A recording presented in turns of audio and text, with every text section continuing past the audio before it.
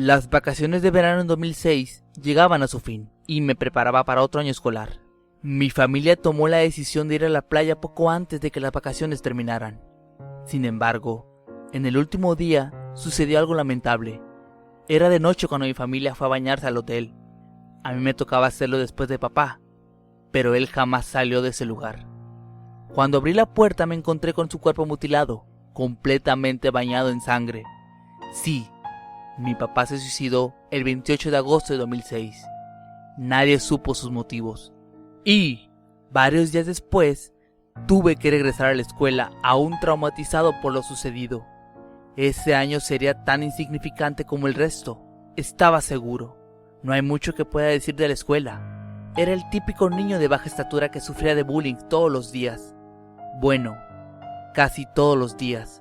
Y, gracias a la muerte de mi papá, decidí aislarme por completo. Ninguna persona después del incidente me parecía interesante. Ninguna persona, con excepción de Jessica. Sí, así se llamaba. Me había enamorado de ella desde el primer año, cuando llegó a la escuela. Sin embargo, jamás habría tenido el valor de confesárselo. Jessica era una niña extraña. Evidentemente, no en el sentido negativo de la palabra. Tenía algo perturbador que, al mismo tiempo, resultaba atractivo. Era un misterio que me hubiera gustado resolver. Su cabello era largo y profundamente oscuro, con una franja que prácticamente la cubría todo el ojo derecho. Su piel era muy clara, y su mirada guardaba una expresión vacía y profunda que, aunque para algunos resultara inquietante, a mí me atraía cada vez más. Pero Jessica no siempre fue así. De acuerdo con las personas que la conocieron antes que yo, Jessica era una niña inocente como cualquier otra. Prácticamente de la noche a la mañana se convirtió en un ser frío y antisocial, época en que se mudó a mi escuela. Pero aquello no me importaba. A pesar de todo, me resultaba atractiva. Cierto día, caminaba frente a Jessica mientras utilizaba su celular. Sin querer, terminé viendo la imagen de una tabla Ouija. Sí, el famoso tablero para comunicarse con el más allá. Después, mis pensamientos fueron sacudidos por un gran sentimiento de soledad y angustia, mezclado con la idea de que podía utilizar ese juego para comunicarme con mi papá y finalmente resolver el misterio de su muerte. Sin embargo, no era ningún idiota y sabía que la tabla Ouija era un arma de doble filo, pues corría el riesgo de encontrarme con cualquier espíritu en el juego, el 90% de los cuales eran malignos. Pese al riesgo, decidí hablar con Jessica. Me confirmó que frecuentemente utilizaba aquel tablero.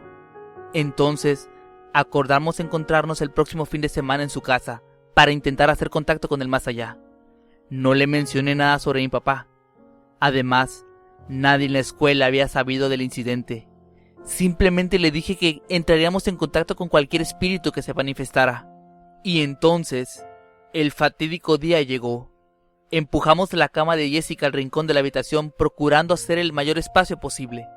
Dispusimos el tablero en el suelo, encendimos las velas y apagamos las luces. ¡Qué bella era Jessica!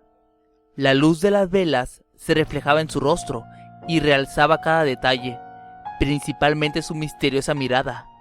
Durante un instante simplemente la observé a ella, hasta que me regresó la mirada. Avergonzado, le dije que empezáramos el juego.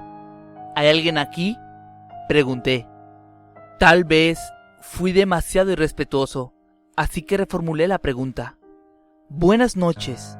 Nos encontramos aquí reunidos Jessica y Nathan, intentando hacer contacto con el más allá. ¿Tenemos autorización para ingresar al juego? Otros 2 largos y tediosos minutos pasaron. Por un instante me llegué a preguntar si el juego era real.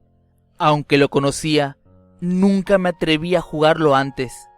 Pero Jessica parecía decirme con su mirada algo como: espera, pronto vendrán. Y así fue. El indicador se movió a la palabra sí. ¿Quieres preguntar algo, Jessica? Ella inmediatamente preguntó: ¿cuántos espíritus se encuentran aquí? Esperamos aproximadamente 10 segundos hasta que el indicador se movió al número 1. Fue en ese preciso instante que sentí un profundo escalofrío recorriendo mi espalda. Si solo había un espíritu con nosotros, ¿se trataba de mi padre? pero luego creí que era una coincidencia, así que hice una pregunta tonta. ¿Me conoces? Y el indicador se movió así. Una vez más, un escalofrío aterrador me recorrió el cuerpo, como si aquel espíritu me hubiera acariciado. Dudé en si debía explicar la situación a Jessica, o simplemente debía preguntar por mi padre sin ningún tipo de introducción. Lo pensé un poco, y decidí que la mejor opción era la segunda. Papá, ¿eres tú? Jessica no parecía sorprendida. De hecho, ni siquiera se movió. Era como si no hubiera escuchado la misma pregunta. En eso le dije, Jessica, es que mi papá se suicidó. De repente, el indicador se movió nuevamente así, y antes de que pudiera preguntar cualquier otra cosa, deletreó la palabra Nathan. Sí, mi nombre. Bueno, es verdad que ya lo había mencionado antes, por lo que cualquier espíritu podía describirlo, pero esa sensación de que me acariciaba continuó. Decidí hacer una pausa en el juego y le expliqué todo a Jessica. Jessica, papá se suicidó hace aproximadamente una semana, antes de que empezaran las clases. Hasta hoy desconozco los motivos. Por eso decidí jugar a esto, para intentar aclarar las cosas. Discúlpame, Jessica. Ella me respondió que ya se lo imaginaba. Se dio cuenta que este año lo empecé con un sentimiento de tristeza muy intenso. Dijo que lo entendía, que jamás se lo había contado a nadie, pero ella también pasaba por un gran trauma, así que por eso lo entendía. Pasé a decirle, disculpa si parezco muy entrometido, pero ¿te sentirías mejor si hablas de lo que sucedió? Ella creía que no era lo mejor, incluso que entendería el porqué, pero no se sentía cómoda. Aún así, dijo que me podría ayudar. Jessica me dijo que haría una psicografía de un mensaje que venía de mi padre.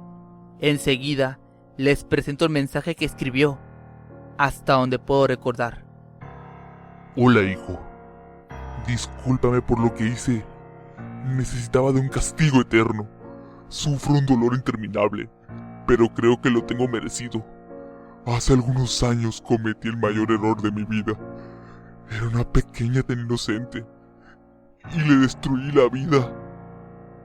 Jessica dejó de jugar y me pidió que me fuera.